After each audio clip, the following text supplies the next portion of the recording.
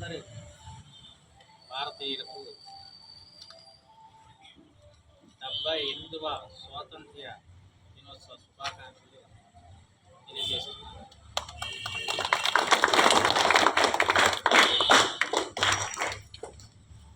ఎంతోమంది ఒకరు ఇద్దరు కాదు లక్షల్లో త్యాగం చేస్తే వాళ్ళు జీవితాలని వదులుకుంటే జైలు పాలైతే నిరంతరం స్వేచ్ఛ కోసం పరితపిస్తే ఈరోజు మనం ఈ స్వాతంత్ర్యాన్ని 70 ఈ స్వాతంత్ర్యం యొక్క ఫలాలు వాటి తాలుగా విలువలు వాటి తాలుగా లక్ష్యాల్ని మనం నిరంతరం భరించుకోవాలి. లేకపోతే అది పరతంత్రం వైపు అడుగులు వేస్తుంది. ఒక్కసారి మనం పరతంత్రం వైపు వెళ్తే మళ్ళీ ఈనాటిన్న టెక్నాలజీ సమయంలో స్వాతంత్ర్యం పొందడం అనేది చాలా చాలా కష్టం. ఈ సందర్భంగా ఈ స్వాతంత్రోద్యమంలో పాల్గొన్న మహనీయులు కొన్ని చెప్పారు. స్వాతంత్ర్యం అంటే ఏమిటంటే నీవు స్వేచ్ఛగా ఆలోచించి స్వేచ్ఛగా బ్రతికి స్వేచ్ఛగా సమాజ సేవ చేసే శక్తి పొందటం. ఆ శక్తి పొందటానికి ఎటువంటి ఆటంకాలు ఉన్నా కూడా అది పరతంత్రంగా లెక్క. అక్కడ ఫ్రీడమ్ లేనట్టే. అలాంటి ఫ్రీడమ్ని ప్రతి ఒక్కరూ పొందాలి. పుట్టిన శిశువు నుంచి వృద్ధాప్యానికి వెళ్ళిన పెద్దల వరకు కూడా ఈ స్వాతంత్ర్యం ఉండాలి. ఇక్కడ అందరికంటే ముఖ్యంగా చెప్పుకోవడానికి భగత్ సింగ్ మనకి గొప్ప స్వాతంత్ర పోరాటం యోధులని తెలుసు. అతడు వై ఐఆమ్ ఎథిస్ట్ అని ఒక పుస్తకం రాశారు. తక్కువ వయసు అంటే ఆయన ఒక పుస్తకం రాశారు. ఆ పుస్తకం రాస్తూ అక్కడ ఆయన చెప్తాడు, నేను స్వాతంత్ర్యం కోసం పోరాటం చేస్తున్నాను. ఎవరి కోసం అంటే ఈ దేశంలో ఉన్న కామాంధుల నుంచి ఈ సామాన్య ప్రజల్ని విముక్తి చేయడం కోసం, ఈ దేశాన్ని బ్రిటిష్ వారి నుంచి విముక్తి చేయడం కోసం ఆయన 2 పోరాటాలు చేశాడు. ఇక్కడ ఉండే కొంతమంది ఎవరైతే దోపిడీదారులు ఉన్నారో వాళ్ళ నుంచి కూడా ఈ సమాజాన్ని విముక్తి చేయాలి. అదేవిధంగా ఈ దేశాన్ని బ్రిటిష్ వారి నుంచి కూడా విముక్తి చేయాలి. నా పోరాటం జీవితాంతం జరిగేది. నేను ఎప్పుడైతే స్వేచ్ఛగా నేను ఆలోచిస్తానో, ఎప్పుడైతే స్వేచ్ఛగా నా జీవితాన్ని నేను గడుపుతానో అప్పుడు మాత్రమే స్వాతంత్రం వస్తుందంటాడు. ఆయన ప్రకారం చూస్తే మనం ఆయన చెప్పిన విధంగా పోరాటం అనేది ఒక లక్ష్యం కోసం, ఒక స్వేచ్ఛ కోసం నిరంతరం మన మనసులో ఉండవలసిన అవసరం ఉంది. ఇప్పుడు అనేక రకాలైన పోరాటాలు చేయవలసి ఉంది. ఉదాహరణకి పిల్లల పైన ఒక భయంకరమైన నిర్బంధం ఉంది. ఏంటి? Social media, cell phones, internet. అది ఒక నిర్బంధం. ఇంటర్నెట్కి ఒకసారి బానిస అయితే మళ్ళీ అతడు ఫ్రీ కాలేకపోతుంది. సోషల్ మీడియాలో ఉండే పుకార్లకు నమ్మితే అతను మళ్ళీ స్వేచ్ఛగా ఆలోచించిన పరిస్థితి వచ్చేసింది. సో అది అతను ఏమంటాడంటే ఇది కూడా పోరాటం అంటాడు. అది కూడా ఒక స్వాతంత్ర్య పోరాటం. స్వాతంత్ర్యం అనేది ప్రతి వ్యక్తికి ఉండాలంటాడు. ఇప్పుడు మనం చేయవలసింది ఏంటంటే అలాంటి పుకారుల నుంచి, అలాంటి సోషల్ మీడియా దాడుల నుంచి, ఇంటర్నెట్ చేసే విపరీతమైన ఒత్తిడి నుంచి మన భవిష్యత్తుని కాపాడాలి. ముఖ్యంగా బాలలు, అలాగే బాలబాలికలు, యువతరం ఇంకోటి యువతరం మీద అనుకోకుండా ఇప్పుడు ఈ మీడియా వల్ల లేదా కమ్యూనికేషన్ సిస్టమ్ వల్ల ఎక్కడో ఉండే దురలవాట్లన్నీ కూడా ఈ ప్రాంతాలన్నిటికీ వ్యాపిస్తుంది. ముఖ్యంగా డ్రగ్స్. ఈ డ్రగ్స్ అనేది మన స్వాతంత్రాన్ని లేకుండా చేస్తుంది. ఒకసారి డ్రగ్స్ బాన్స్ అయితే మన జీవితం నాశనం అయినప్పటికీ. సో ఆ డ్రగ్స్ నుంచి మనం విముక్తి పొందాలంటే దానిపై పోరాటం చేయాలి. డ్రగ్స్ పైన మనం పోరాటం చేయాలి. ఎక్కడైనా గంజాయి ఉన్నా, గంజాయి కనిపించినా, గంజాయి ఎవరైనా సేవించినా వెంటనే దాన్ని నిరోధించాలి. అదే పోరాటం.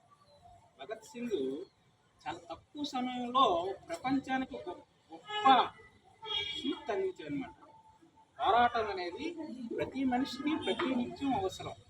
సో ఈ ప్రాంతంలో ఎటువంటి గంజాయి వాడకం కానీ, పండించడం కానీ, ట్రాన్స్పోర్టేషన్ కానీ లేకుండా చేయడం కూడా మనకి అతి ముఖ్యమైన పోరాటాల్లో అది ఒకటి. ఒక 3వ పోరాటం ఎడ్యుకేషన్, సరైన ఎడ్యుకేషన్ లేకపోవడం, ఎడ్యుకేషన్ కొనసాగించలేకపోవడం.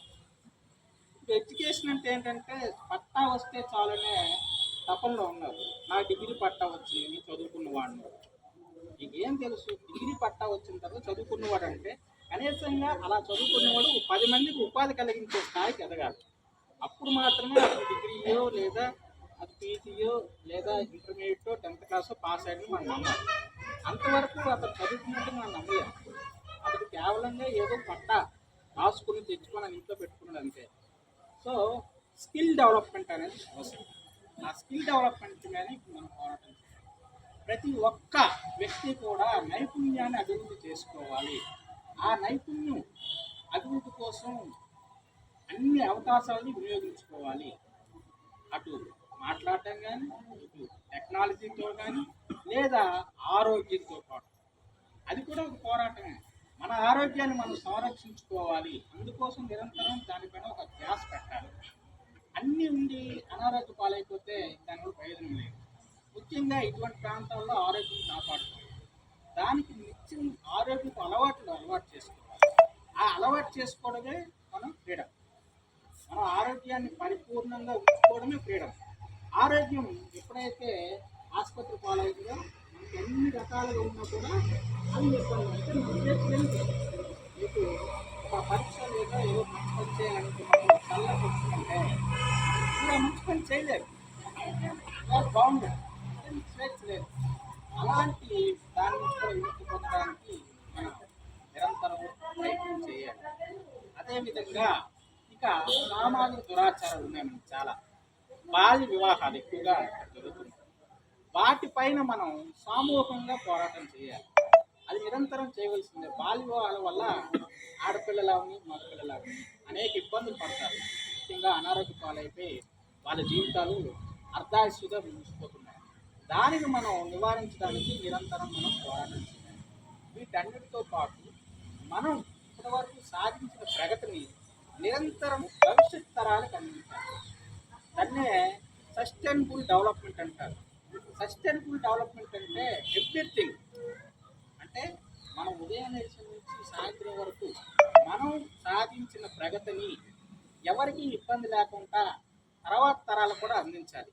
అది రెవెన్యూ కావచ్చు, పోలీస్ డిపార్ట్మెంట్ కావచ్చు, ఎడ్యుకేషన్ కావచ్చు, లేదా ప్రజల యొక్క చైతన్యం కావచ్చు. అది అందించడం కూడా మన యొక్క స్వాతంత్ర పోరాటం యొక్క స్ఫూర్తి మనకి తెలుస్తుంది. మనం ఎప్పుడైతే మన పనులు మనం స్వేచ్ఛగా, స్వతంత్రంగా, నిస్వార్థంగా, నిజాయితీతో చేస్తామో అప్పుడు ఈ స్వాతంత్రోద్యమ నాయకులు ఎవరైతే లక్షలాది మంది, ఒకరు కాదు, గాంధీనా, అంబేద్కర్, లేదా నేను చెప్పిన భగత్ సింగ్, మరి మన ప్రాంతంలో ఎంతో పోరాట ఉద్యమం చేసిన అల్లూరి సీతారామరాజు, వీళ్ళందరి యొక్క త్యాగానికి మనం ఖచ్చితంగా నివాళులు అర్పించడం జరుగుతుంది. మనకున్న ప్రతి అవకాశాన్ని మరింత నైపుణ్యవంతంగా వినియోగించి భావి తరాల వారి యొక్క జీవితానికి మంచి బాట వేయగలగడమే మనం ఈ స్వాతంత్రోద్యమ కారులకి, స్వాతంత్ర్య ఫలాలకి సరైన సమాధానం, సరైన నివారణ. ఇందుకు చిన్న పిల్లల నుంచి పెద్దవారి వరకు ఏదైతే మనం స్వాతంత్రం పొందామో అది పరతంత్రం కానివ్వకుండా చూసుకోవాలి. నువ్వు ఎప్పుడైతే ఆలోచించడం మానేసావో అప్పుడే నువ్వు సేవకుడిగా అవుతావని అంబేద్కర్ అంటారు. ఆలోచనలు ఎప్పుడు వస్తాయి? నువ్వు దేనికి బానిస కానప్పుడు నీకు ఆలోచన ఉంటుంది. నువ్వు దేనికైనా బానిస అయితే ఇంకేమో ఆలోచన.